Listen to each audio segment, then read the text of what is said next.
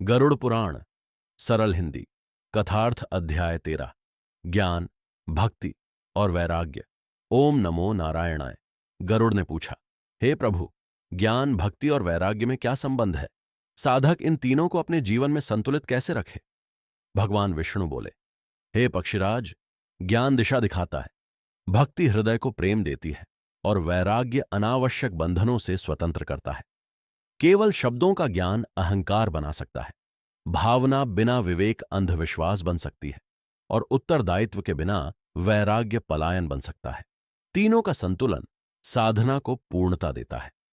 ज्ञान का अर्थ बहुत सी बातें याद करना मात्र नहीं, सत्य और असत्य, स्थायी और अस्थायी, उचित और अनुचित में भेद करने की क्षमता ज्ञान है। वास्तविक ज्ञान मनुष्य को विनम्र बनाता है, क्योंकि वह समझता है कि ज्ञात से अधिक अज्ञात है। जो ज्ञान करुणा न बढ़ाए, उसकी समझ अभी अधूरी है। भक्ति ईश्वर के प्रति प्रेम, विश्वास और समर्पण है। पूजा, मंत्र, कीर्तन और दर्शन उसके साधन हैं। पर भक्ति का फल व्यवहार में दिखना चाहिए। जो मंदिर में प्रणाम करे और बाहर निर्बल का अपमान करे, उसे अपनी साधना पर पुनर्विचार करना चाहिए। ईश्वर की प्रत्येक सृष्टि में सम्मान देखना भक्ति का विस्तार है।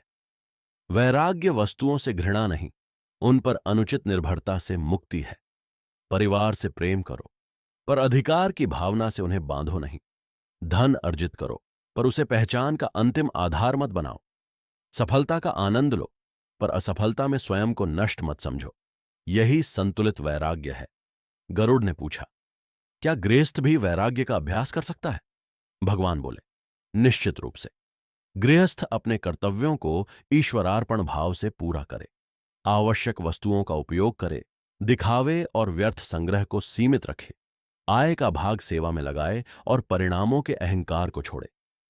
कर्तव्य छोड़ना वैराग्य नहीं, आसक्ति छोड़कर कर्तव्य करना श्रेष्ठ साधना है। ज्ञान के लिए स्वाध्याय करो, पर विश्वसनीय स्रोत और योग्य शिक्षक चुनो।